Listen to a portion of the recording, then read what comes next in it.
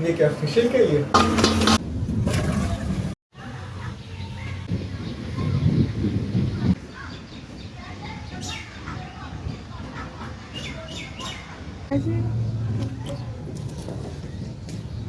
Hello अस्सलाम वालेकुम। उम्मीद करती हूँ आप सब खैरियत से होंगे। मैं फिर से हाजिर हूँ आज नए व्लॉग के साथ। तो आज है जुम्मे का दिन और 5वें मुहर्रम का दिन। तो चलिए आइए आज का व्लॉग आगाज़ करते हैं। अब मैं सुबह 8 बजे ही उठ गई थी। तो 8 बजे इतना तेज़ तूफ़ान आया था कि ज़ोर से दरवाजे बंद हुए और उसके बाद सिर्फ और सिर्फ 15 मिनट बारिश हुई तो अच्छा खासा सड़कों पर पानी रुक गया हुआ था। तो टेरेस ऑलरेडी साफ़ था तो मैंने सोचा कि सबसे पहले जल्दी से जल्दी टेरेस पे वाइपर लगा लिए जाए ताकि काम ज़्यादा ख़राब ना हो, ज़्यादा गंद ना पड़े और जितना पानी है मिट्टी समेत सब कुछ इकट्ठा हो जाए और हमारा टेरेस जल्दी से साफ़ हो जाए। क्योंकि जुम्मे का दिन है, मसरूफ़ दिन है और उससे बढ़ कर ये कि आज न्याज का भी एहतमाम करना है। तो आज न्याज भी बनानी है तो मामा कहती आज जुम्मे के वक्त ही न्याज बना लेंगे ताकि उसी वक्त ख़त्म दिलाया जा सके और वक्त पे ही सारा काम मुकम्मल हो सके। तो यहाँ पे कुछ तिनके वगैरह भी पड़े थे, इनको भी उठाना ज़रूरी था तो चले इनको भी उठा लिया। अस्सलाम वालेकुम जी, अभी बज रहे हैं सुबह के 9 और आज मैं जल्दी उठ गई। बड़ा ही तूफ़ान आया हुआ था, 8:30 बजे का तूफ़ान था, खूब बारिश हुई। तो मैं भी आपको मौसम थोड़ा दिखाती हूँ। माशाल्लाह हवा बहुत प्यारी चल रही है, ठंडी ठंडी हवा है, बादल है। मौसम के तो अलग से ही नज़ारे हैं। देखे परिंदे भी सारे खुश हो रहे हैं।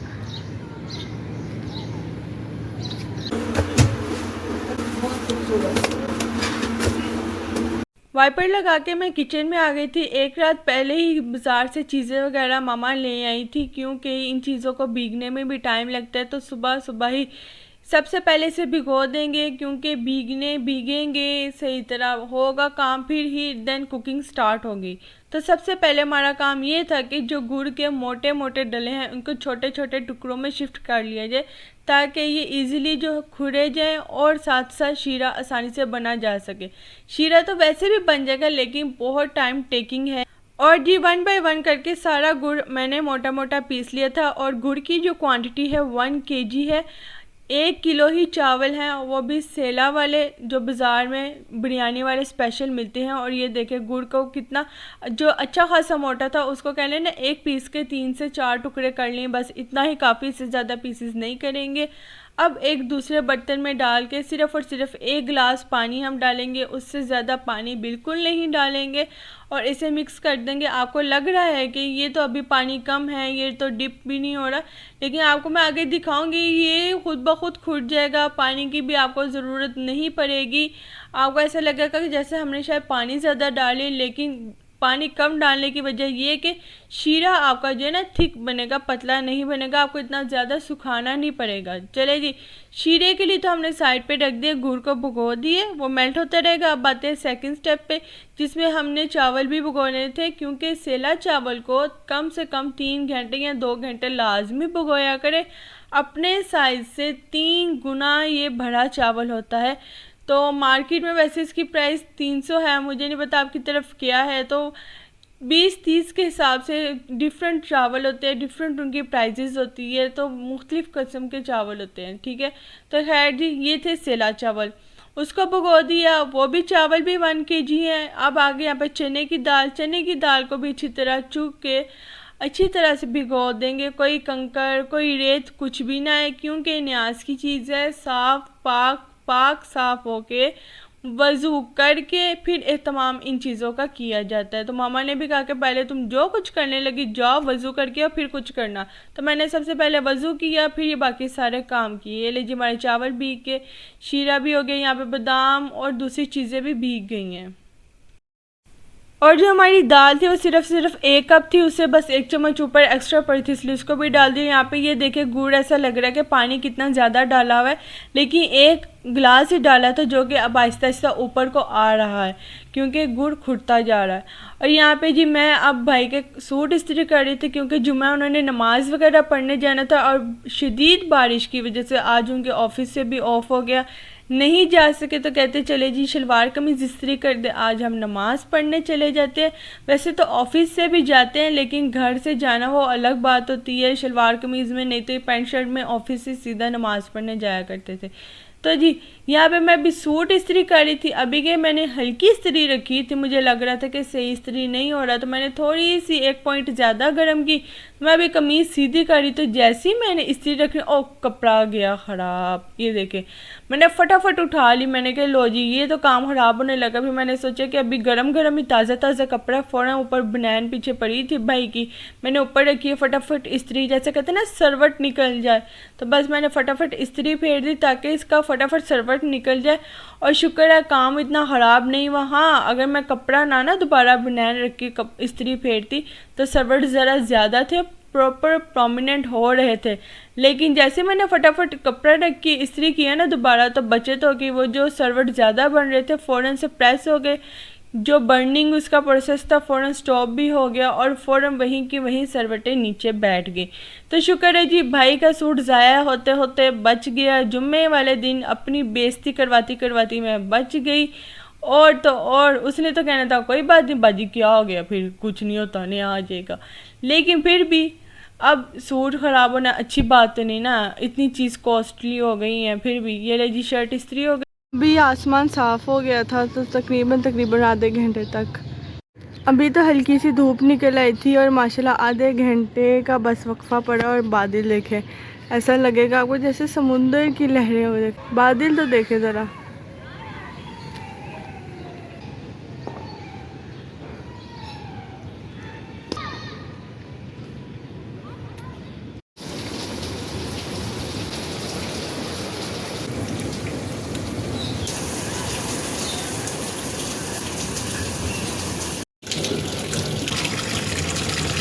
दोनिया तुम्हें तुम्हें क्यों इतना गुस्सा आया है? आगे से दिखाओ, ठीक है दोनिया, कोने में आ गए हो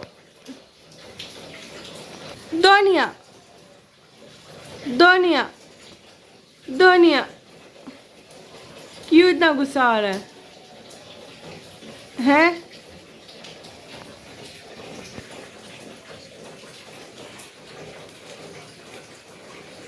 ये ले जी हम अगेन आ गए हैं किचन में। सबसे पहले मैंने किचन क्लीन कर लिया था, तो चले जी अब जो काम है वो दाल ऊपर बॉईल होने के लिए रख देते हैं।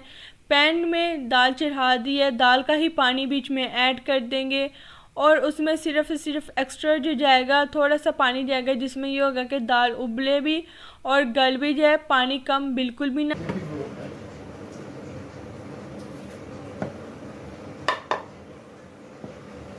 ये क्या कर रहे हो, चावल निकाल रहे हो?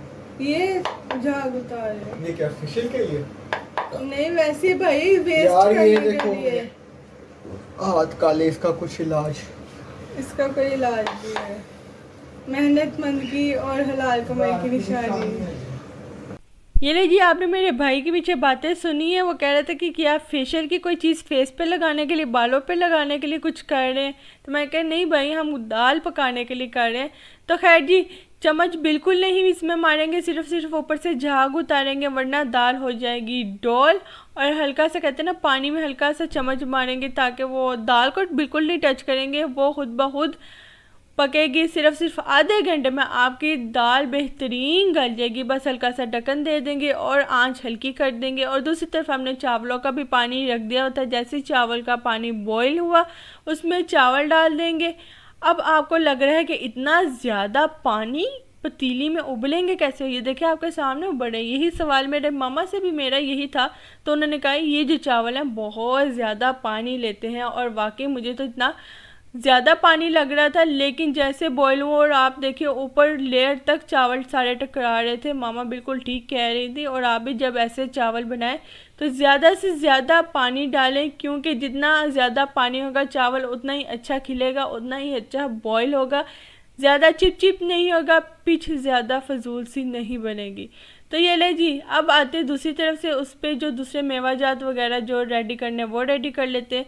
ये जो से मेवा जो है इसे मैंने धो लिया था, खीरक वगैरह बिल्कुल ना है। और जो सौंफ थी वो 4 टेबल स्पून थी।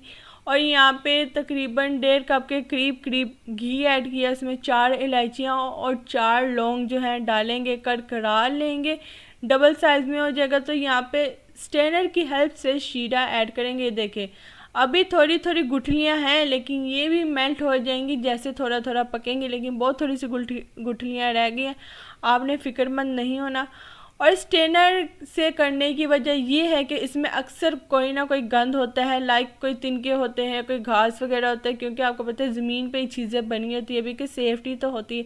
और ये देखें, स्ट्रेनर से करने के बावजूद बीच में 2-3 तिनके आ रहे थे स्ट्रेनर में, और इसे तकरीबन सिर्फ 10 मिनट में सारा गुड़ जो हमारा रह गया था वो भी गल जाएगा। जैसे ही गुड़ थोड़ा पकना शुरू होगा, उसमें सिर्फ 1.5 कप दूध डालेंगे। दूध डालने की वजह ये है कि इसमें जो मैल होती है ना, जैसे चीनी की मैल होती है, इस तरह हर चीज़ की एक मैल होती है, तो वो अच्छी तरह साफ़ हो जाएगी और शीरा हमारा साफ़ शफाफ मुलायम बनेगा।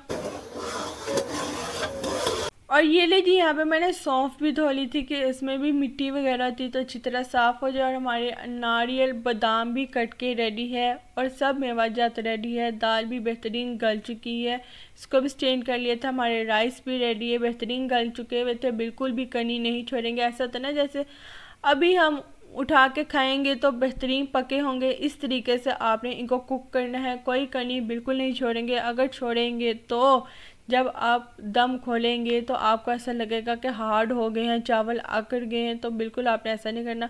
और यहाँ पे जी हमारा शीरा भी रेडी हो गया। सिर्फ और सिर्फ जब एक तार बन जाएगा तब हम अपनी चने की बॉईल की हुई दाल डालेंगे, बस 2 से 3 बारी हिलाएंगे। बस जिस तरह कहते हैं ना बॉईल चढ़ना शुरू हो गया, तो बस जी बॉईल चढ़ना शुरू हो गया, हम उसमें अपने चावल ऐड करेंगे बिल्कुल ध्यान से, क्योंकि ये फुल कुक होते हैं।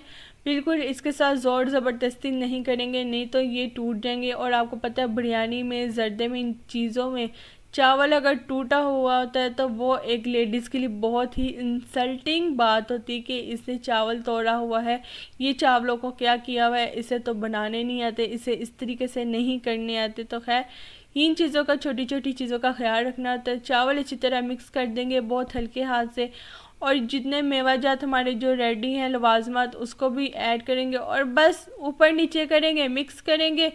और हम अपनी शीरे की क्वांटिटी देखेंगे, जैसे पुलाव को दम लगता है उसी तरीके से इसको भी दम लगेगा। पानी की क्वांटिटी बिल्कुल भी ना हो, और रुमाल का दम लगा देंगे ताकि अगर थोड़ी बहुत कसर रह जाए शीरे की तो रुमाल उठा ले और नीचे तवा रख देंगे, क्योंकि हमारे चावल नीचे बिल्कुल ना लगे।